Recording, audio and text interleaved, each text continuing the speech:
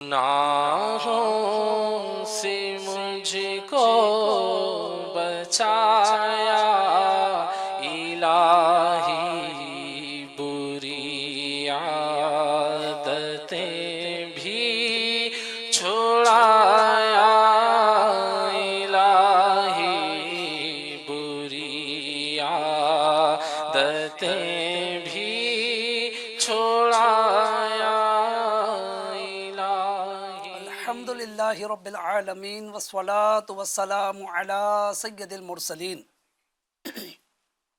अम्मा बाद फ़अऊज़ु बिल्लाहि मिनश शैतानिर रजीम बिस्मिल्लाहिर रहमानिर रहीम अस्सलातु वस्सलामु अलैका या रसूल अल्लाह व अला आलिका व सहाबिका या हबीब अल्लाह अस्सलातु वस्सलामु अलैका या नबी अल्लाह वाला आलिका व सहाबिका या नूर अल्लाह।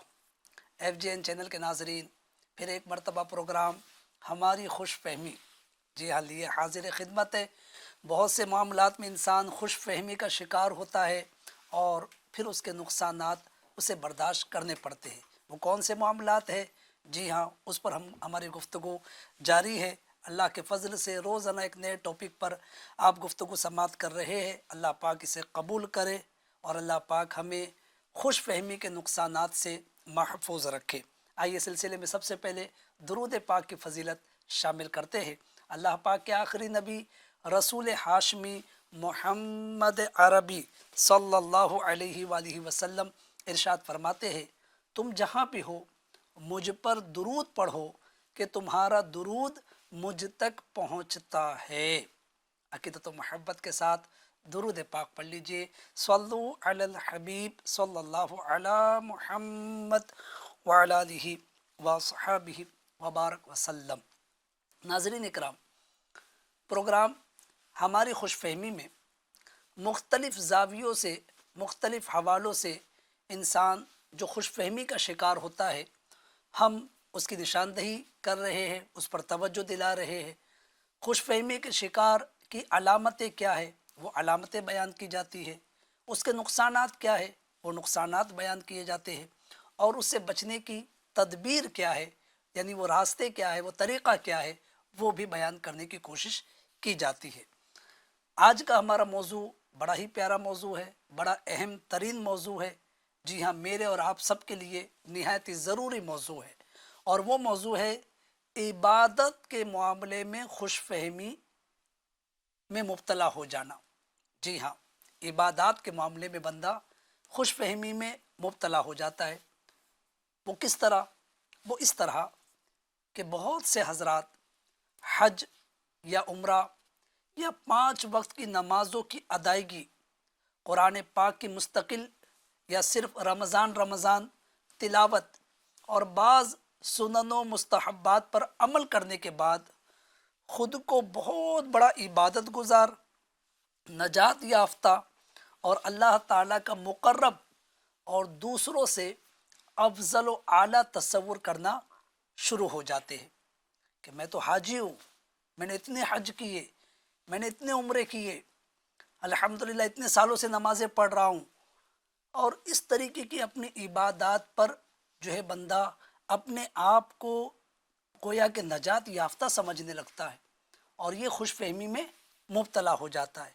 हालांकि ये इबादत करने वाला बंदा बाज़ मरतबा, इन इबादतों को करने वाला बंदा बाज़ मरतबा इन इबादत ही के मुतालिक बुनियादी और ज़रूरी मसाइल से भी नावाकिफ़ होता है। लिहाजा उसको गौर करना चाहिए कि जो इबादत मैं कर रहा हूँ, इन इबादत के जो बुनियादी मसाइल है क्या वो मुझे आते हैं। और इसी तरह जो है इबादत के साथ साथ चूँकि खुशफहमी है तो अब ज़ाहिरी व बातिनी बंदा गुनाहों में मुब्तला हो जाता है। और चूँकि अपने आप को वो नेक समझ रहा है, इबादत गुजार समझ रहा है कि मैं तो हाजी हूँ, मैंने इतने हज किए, मैं नमाजी हूँ, इतने साल से नमाज पढ़ रहा हूँ, तो लिहाजा अपनी इबादतों की बिना पर जो गुनाहों को वो कर रहा है, वो गुनाहों को वो हल्का जान रहा है कि अगर मैंने ये गुनाह कर भी लिए तो कोई मसला नहीं, मैं बड़ा इबादत गुजार हूँ, मैंने हज किए, मैं हर साल उम्रा करता हूँ, मैं हर साल फ़ला नेक काम करता हूँ। تو اس طرح اپنی عبادات کو بہت بڑا سمجھنا اور اپنے آپ کو عبادت گزار سمجھنا، اللہ تعالیٰ کی خفیہ تدبیر سے بے خوف ہو جانا، یہ خوش فہمی ہے۔ جی ہاں ناظرین، اس خوش فہمی کا نقصان کیا ہوتا ہے؟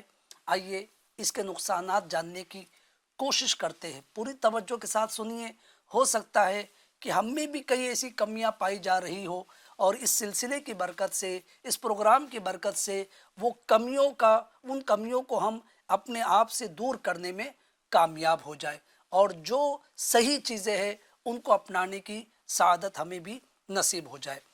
اس طرح کے افراد جو عبادات کے معاملے میں خوش فہمی کے شکار ہوتے ہیں، اس کا نقصان یہ ہوتا ہے کہ تکبر دل میں جگہ بنا لیتا ہے۔ جی ہاں، تکبر یہ دل میں جگہ بنا لیتا ہے۔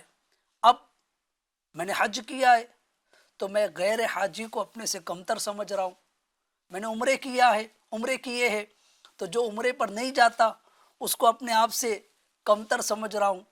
میں نمازی ہوں، 5 وقت نماز پڑھتا ہوں، تو جو بیچارہ نماز نہیں پڑھ رہا ہے، حالانکہ اچھی بات نہیں ہے نماز نہیں پڑھنا، لیکن میں نمازی ہونے کی بنا پر بے نمازی کو اپنے سے کمتر تصور کر رہا ہوں، تکبر میں مبتلا ہو رہا ہوں۔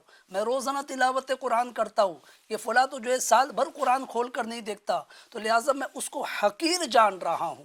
ایسی دیگر عبادات کے معاملے میں بندہ اپنے آپ کو دوسروں سے بہتر تصور کرنے لگتا ہے۔ یہ اس کی عبادت کا زوم، اس کی عبادت کا جو اس کے ذہن میں بات بیٹھی ہوئی ہے کہ میں عبادت گزار ہوں، تو اس بنا پر اس کو یہ پہلا نقصان آپ سماعت کر رہے ہیں کہ اس کے دل میں تکبر گھر کر جاتا ہے، اور وہ ان عبادتوں میں جو دوسرے لوگ غافل ہیں ان کو اپنے سے کمتر، حقیر تصور کرنے لگتا ہے۔ تو لہٰذا یہ نقصان، پہلا نقصان آپ نے سماعت کیا۔ اسی طرح دوسرا نقصان یہ کہ ایسے عبادت گزار لوگ، اب یہ عبادت تو یہ کر رہے ہیں، لیکن اس کا دوسرا نقصان، سائیڈ ایفیکٹ کیا ہوتا ہے کہ یہ اپنی انہی عبادات کو بہت بڑی عبادات سمجھ رہے ہوتے، اور مزید عبادات کے جو مواقع آتے ہیں اس پر بھی وہ عبادت کرنے کے لیے تیار نہیں ہوتے کہ نہیں جناب بس میں اتنا کر رہا ہوں، یہ بہت ہے۔ اللہ اکبر! ہم نہیں جانتے اللہ پاک کو ہماری عبادتیں اللہ پاک کی بارگاہ میں قبول ہوئی یا ہمارے منہ پر مار دی جائے گی، کچھ بھی نہیں پتہ۔ تو ہمیشہ اپنی عبادات کو بڑا سمجھنے کے بجائے ہم جو کچھ کر رہے ہیں، اگر یہ اللہ کی بارگاہ میں قبول ہو گئی تو بہت بڑی بات ہے، اور اگر قبول نہ ہوئی تو یہ ساری عبادتیں رائگاں نہ چلی جائے۔ تو لہٰذا اس کا خیال رکھنا چاہیے۔ لیکن جو اپنی عبادات کی خوش فہمی میں مبتلا ہوتے کہ میں بڑا عبادت گزار ہوں، تو اب وہ مزید عبادت کی طرف آنے کو تیار نہیں ہوتے، بلکہ کوئی ان کو سمجھائے بھی تو وہ یہی کہتے ہوئے نظر آتے کہ نہیں جناب بس میں جو کر رہا ہوں یہی کافی ہے، اتنا میں کر رہا ہوں یہ بہت ہے، اس سے زیادہ نہیں کر سکتا میں۔ اللہ اکبر! کوشش کرنا چاہیے۔ جی ہاں، جتنا وقت مل رہا ہے، اللہ پاک توفیق دے رہا ہے، تو زیادہ سے زیادہ عبادات کرنی چاہیے۔ لیکن یہ کب کرتا ہے بندہ؟ جب وہ خوش فہمی میں مبتلا نہ ہو، اور اگر وہ اپنی عبادات کے معاملے میں خوش فہمی کا شکار ہو چکا ہے، خوش فہمی میں مبتلا ہو چکا ہے، تو اب وہ یہ دوسرا نقصان اٹھاتا ہے کہ مزید عبادات کی طرف نہیں آتا۔ پہلا نقصان آپ نے سنا کہ وہ اپنے سے جو عبادت یہ کر رہا ہے اور دوسرے نہیں کر رہے ان کو اپنے سے کمتر تصور کرنے لگتا ہے، یعنی تکبر میں مبتلا ہو جاتا ہے۔ دوسرا نقصان یہ اٹھاتا ہے کہ اس طریقے کا شخص، اس طریقے کے افراد مزید عبادات کی طرف نہیں آتے۔ تیسرا نقصان یہ جو اور بڑا نقصان ہے وہ یہ کہ توبہ سے غفلت بڑھ جاتی ہے۔ جی ہاں، جب بھی کوئی گناہ ہوتا ہے تو نفس و شیطان اس کی گئی عبادات اس کو یاد دلاتے اور اس کو سمجھاتے کہ کوئی بات نہیں، یہ تو گناہ ہو گیا نا، تو حاجی ہے، تو نمازی ہے 5 وقتہ، تو تہجد پڑھتا ہے، اگر یہ گناہ ہو بھی گیا تو کوئی مسئلہ نہیں۔ لہٰذا وہ اپنی عبادات کے زوم میں اپنے عبادات کے تصور میں ایسا گم ہوتا ہے کہ ہونے والے گناہ کو وہ کمتر سمجھتا ہے اور توبہ کی طرف نہیں آتا، جبکہ بندہ یہ نہیں جانتا کہ اللہ پاک عبادتوں میں کون سی عبادت پسند کر لے اور اس کی مغفرت فرما دے، اسی طرح گناہوں میں کون سے گناہ سے اللہ پاک ناراض ہو جائے اور اس کے لیے دوزخ کا عذاب مقدر کر دے۔ تو لہٰذا اس خوش فہمی سے ناظرین باہر آنا پڑے گا۔ یہ خوش فہمی عبادات کی خوش فہمی، آپ غور کر رہے ہوں گے کہ واقعی بات کافی سمجھ میں آ رہی ہے کہ اس طریقے کی مینٹلٹی پائی جاتی ہے، اس طریقے کی سوچ پائی جاتی ہے۔ تو اب اس بیان کو سننے کے بعد مجھے اپنا جائزہ لینا ہے۔ ناظرین آپ اپنا جائزہ لیجئے کہ اگر یہ چیز ہمارے اندر پائی جا رہی ہے، ایک حج کیا، اللہ کرے کہ فرض حج جو ہمارا ادا ہو چکا ہے، اب وہ بھی اللہ کی بارگاہ میں قبول ہوا یا نہیں ہم نہیں جانتے، لیکن اس حج کی بنا پر اپنے آپ کو نجات یافتہ سمجھنا، اسی طرح اگر عمرے کی سعادت مل رہی ہے تو ان عمرے کی بنا پر اپنے آپ کو نجات یافتہ سمجھنا، نمازوں کی پابندی نصیب ہو رہی ہے اس بنا پر اپنے آپ کو نجات یافتہ سمجھنا، ایسا درست نہیں ہے، کیونکہ یہ جو کچھ نیکی ہم نے کی ہے، چاہے حج ہو، عمرہ ہو، صدقہ و خیرات ہو، نمازوں کی پابندی ہو، سنن و نوافل پر عمل ہو، یہ سب کچھ اللہ پاک کی توفیق سے ہوا۔ اللہ پاک نے توفیق دی، ہم نے یہ عمل کیا۔ اب اللہ پاک کی بارگاہ میں، اللہ پاک کی جناب میں ہم عرض کرتے کہ پروردگار جب توفیق دی ہے تو قبول بھی فرما لے، ہمارا عمل رائے گا نہ جائے۔ تو لہٰذا اپنے عمل کو کبھی بھی مجھے اور آپ کو ناظرین بڑا نہیں سمجھنا چاہیے، ہمارے عمل کی حیثیت کیا ہے۔ جی ہاں، تو لہٰذا اپنی نیکیوں کو چھوٹا سمجھے، جو اپنی نیکیوں کو بڑا سمجھتا ہے، جو عبادات کو بڑا سمجھتا ہے، وہ اس خوش فہمی میں مبتلا رہتا ہے، اور اسی کے متعلق آج اس سلسلے کے ذریعے نشاندہی کی جا رہی ہے۔ جی ہاں، سلسلہ ہے ہماری خوش فہمی، جس میں آج کا ٹاپک ہے عبادات کے معاملے میں خوش فہمی۔ تو لہٰذا اس کے نقصانات کیا ہے یہ بھی آپ نے سماعت کر لی، اس کی نشانیاں کیا ہے وہ بھی آپ نے سماعت کی۔ اب اس سے بچنے کا طریقہ، جی ہاں، اگر میں اور آپ اس خوش فہمی میں مبتلا ہے تو باہر کیسے آئے؟ بیماری اگر پتہ چل گئی تو دوائی بھی تو چاہیے نا۔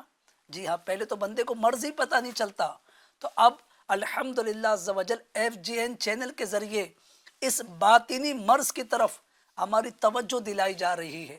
اب یہ مرض، یہ بیماری سمجھ میں آ گئی تو جناب اس کا علاج، جی ہاں، اگر خدا نخواستہ اگر کوئی جو ہے دنیا میں کسی کو بڑی بیماری ڈکلیئر ہو جائے، ٹیسٹ میں آ جائے کہ جناب آپ کو یہ مہلک مرض ہے، TB ہے، کینسر ہے یا اور دیگر امراض ہے، ہم اللہ پاک سے عافیت کا سوال کرتے ہیں کہ اے رب کریم اپنے فضل سے ہمیں عافیت اور عافیت نصیب فرما، ہمیں تمام مہلک بیماریوں سے محفوظ فرما۔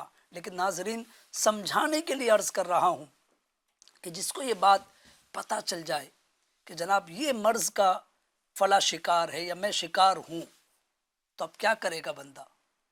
رونا دھونا اپنی جگہ پر، لیکن جلد چاہے گا کہ کچھ علاج پتہ چلے، کوئی ایسی دوائی مل جائے کہ میں اس مرض سے شفا یاب ہو جاؤں، میری یہ بیماری دور ہو جائے۔ ناظرین بہت اہم نقطے کی طرف توجہ دلا رہا ہوں۔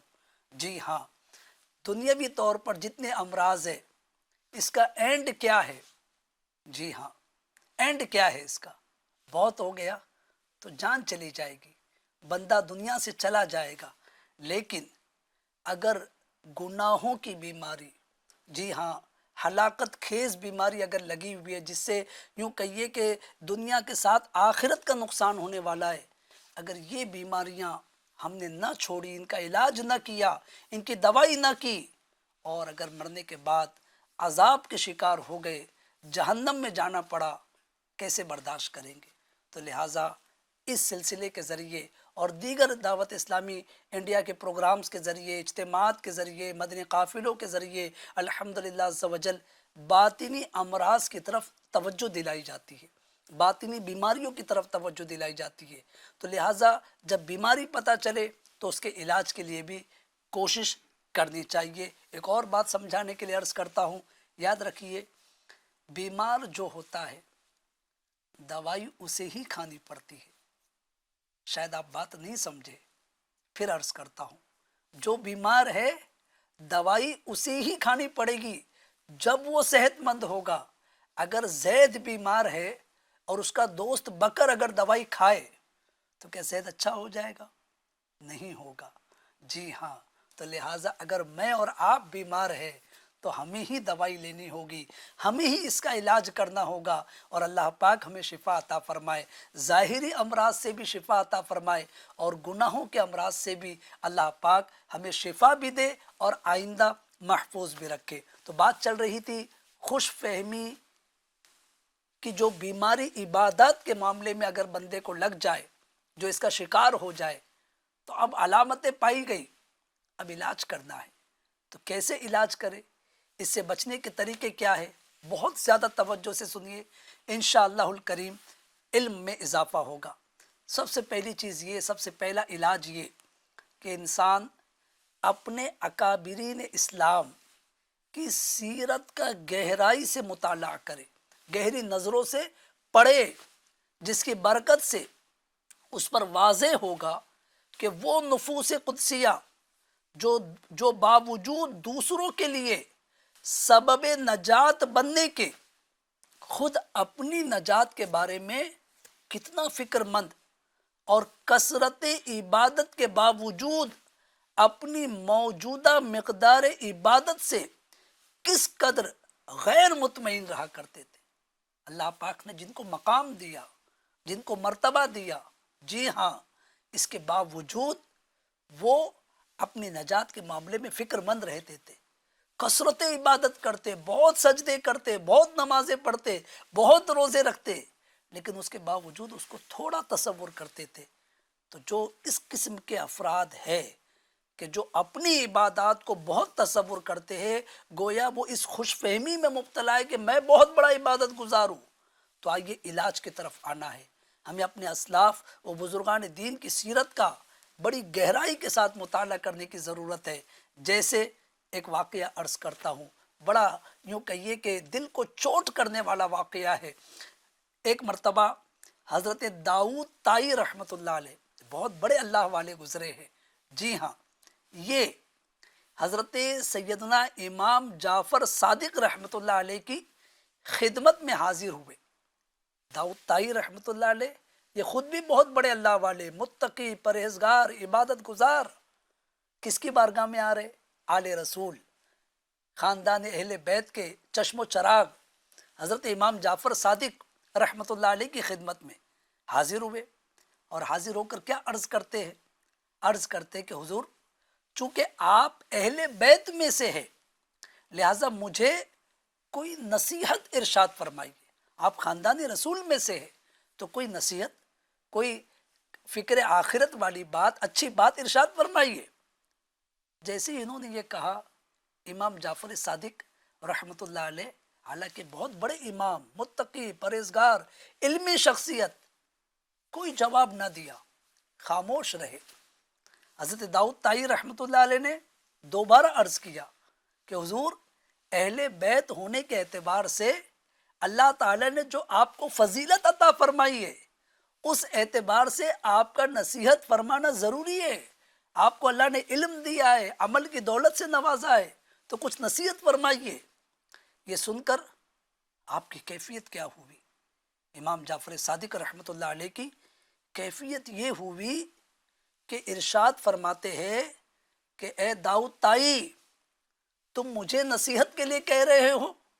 سنو، مجھے تو یہ خوف لگا ہوا ہے کہ قیامت کے دن میرے جد اعلیٰ یعنی جناب محمد رسول اللہ صلی اللہ علیہ وآلہ وسلم میرا ہاتھ پکڑ کر یہ ارشاد نہ فرما دے کہ تو نے خود میرا اتباع کیوں نہ کیا، کیونکہ نجات کا تعلق نسب سے نہیں بلکہ اعمال صالحہ پر موقوف ہے۔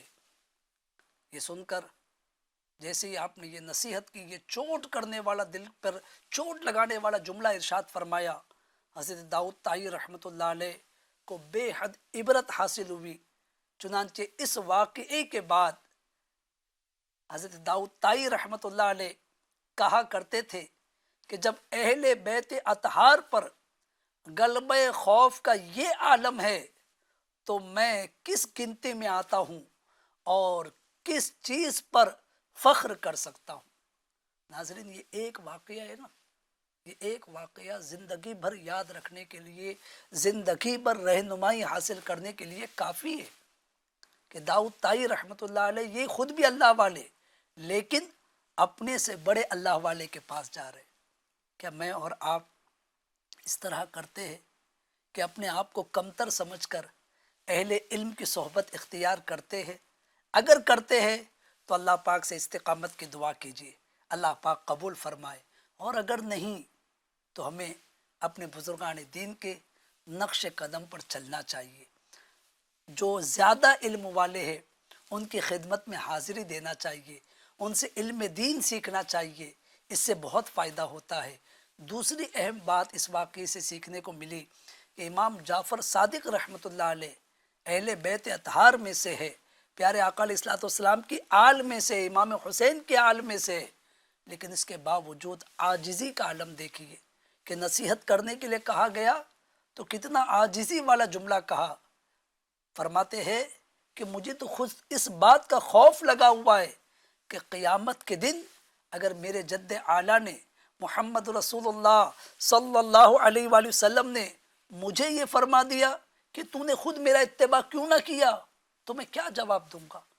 یہاں پر عاجزی انکساری ہے آپ کی، حالانکہ آپ متبع سنت تھے، آپ متقی تھے، پرہیزگار تھے، لیکن یہ عاجزی والا جملہ آپ نے ارشاد فرمایا، جبکہ ہماری حقیقت یہ ہے کہ ہمارے پاس نہ تقویٰ ہے، نہ پرہیزگاری ہے، نہ علم ہے، نہ عمل ہے، کچھ بھی نہیں ہے۔ اگر اللہ کی توفیق سے چند عبادتیں کر لی تو ہم اپنی عبادت کو بڑا سمجھ رہے۔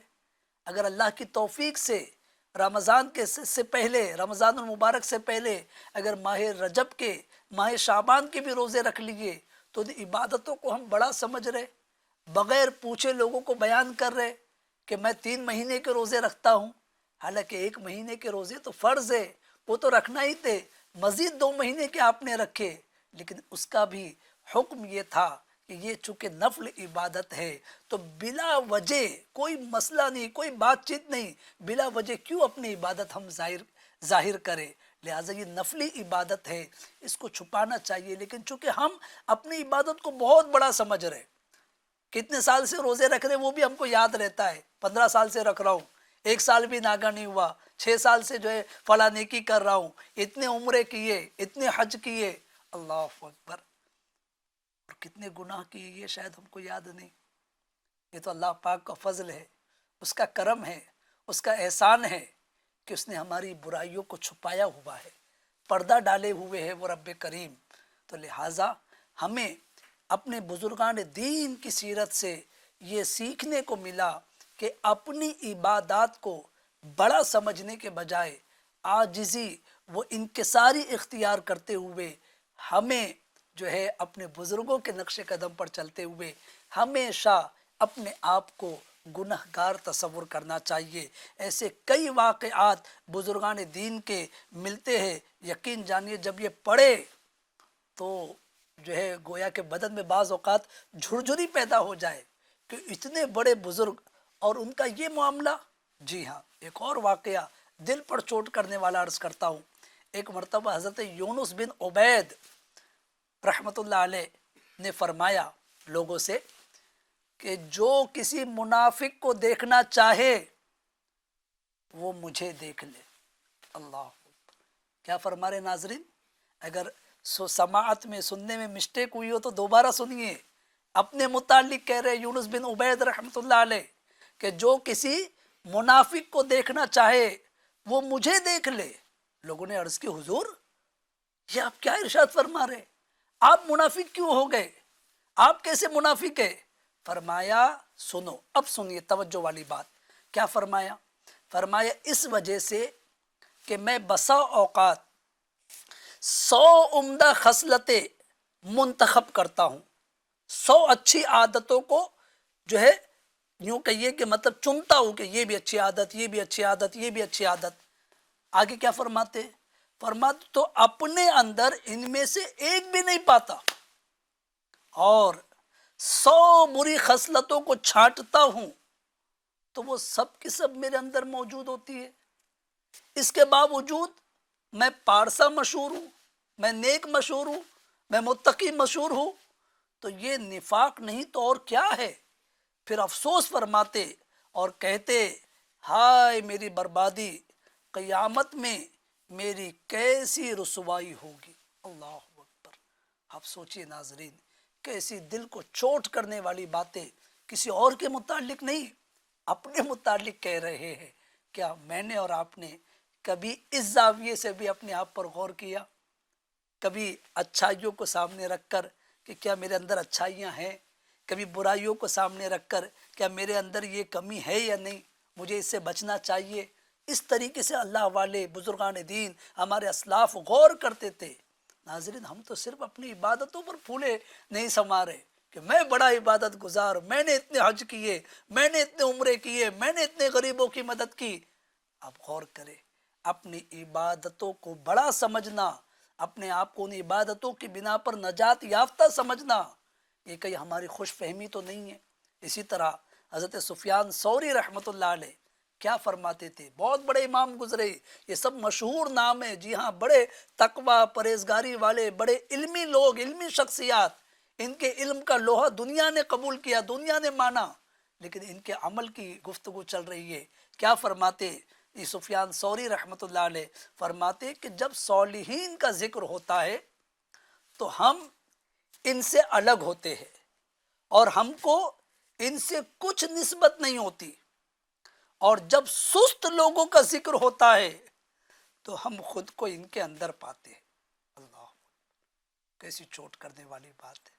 اتنے بڑے امام، اتنی اہم شخصیت، اتنے بڑے علم والی شخصیت، اتنا تقوی و پرہیزگاری والی شخصیت، رات رات بھر سجدے کرنے والے، راتوں کو نمازیں جاگ جاگ کر نمازیں پڑھنے والے، کیا فرما رہے کہ جب ہم صالحین کا ذکر کرتے، نیک لوگوں کا ذکر کرتے تو ہم اپنے آپ کو الگ کر لیتے، ہم اس صف میں اپنے آپ کو نہیں پاتے.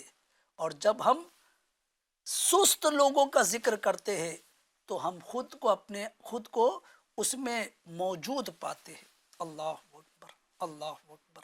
آپ سوچیں، غور کریں ناظرین، تو کیا پتہ چل رہا ہے کہ میں اور آپ اگر خوش فہمی سے باہر آنا چاہتے تو ہمیں اپنے اسلاف و بزرگان دین کی سیرت کو پڑھنا ہوگا. ایک آخری واقعہ عرض کروں، پھر بیان کو مکمل کرنے کی طرف لاؤں. حضرت حبیب عجمی رحمۃ اللہ علیہ، یہ بھی بہت مشہور نام ہے، اللہ والے گزرے. کیا فرمایا کرتے تھے؟ فرماتے اگر اللہ پاک مجھے اپنی بارگاہ میں کھڑا کر کے یہ ارشاد فرمائے کہ اپنی پوری عبادت میں سے ایک سجدہ ایسا لے آ کہ جس میں نفس و شیطان کا کچھ بھی حصہ نہ ہو، تو میں تجھے جنت میں داخل کر دوں گا. فرماتے کہ میں ایک بھی ایسا سجدہ پیش نہیں کر سکتا. اللہ اکبر، اللہ اکبر.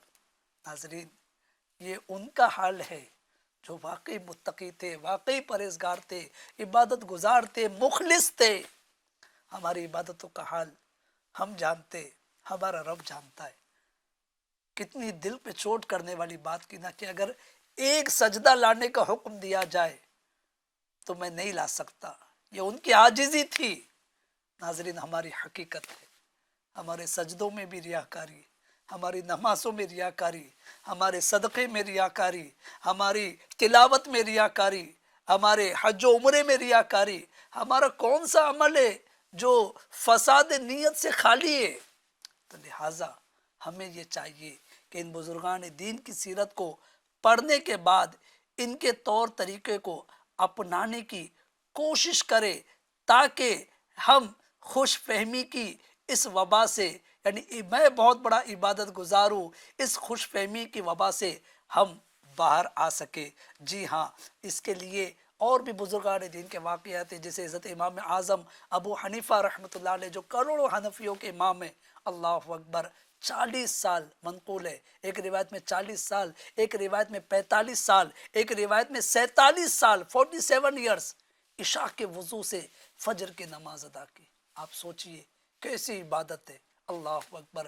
شیخ عبد القادر جیلانی غوث العظم دستگیر بڑے پیر رحمۃ اللہ علیہ مشہور ہے، 40 سال عشاء کے وضو سے فجر کی نماز ادا کی، 15 سال جو ہے روزانہ رات میں ختم قرآن کیا، یعنی اتنی عبادتیں کرنے کے باوجود عاجزی کے پیکر ہوتے تھے، اپنی عبادتوں کو کم تر جانتے تھے۔ تو ناظرین، مجھے اور آپ کو یہی پیغام مل رہا ہے اس پروگرام کی، اس سلسلے کی، اس ٹاپک کی برکت سے، کہ ہم بھی اپنی عبادتوں کو بڑا نہ سمجھے، اپنی عبادتوں کو کم تر جانے، بس جو عبادت ہوئی ہے اس میں بندہ یہی گمان کرے کہ اس میں میرا کوئی کمال نہیں، میں نے حج کیا میرا کوئی کمال نہیں، میں نے عمرہ کیا میرا کوئی کمال نہیں، میں نے نمازوں کی پابندی کی، تہجد پڑھی، اشراق چاشت پڑھی، صدقہ و خیرات کیا، روزے رکھے، بلے کتنے سال سے رکھے، میرا کوئی کمال نہیں، میرے رب کی توفیق ہے کہ میں نے یہ اعمال کیے۔ اور رب سے یہی التجا کرے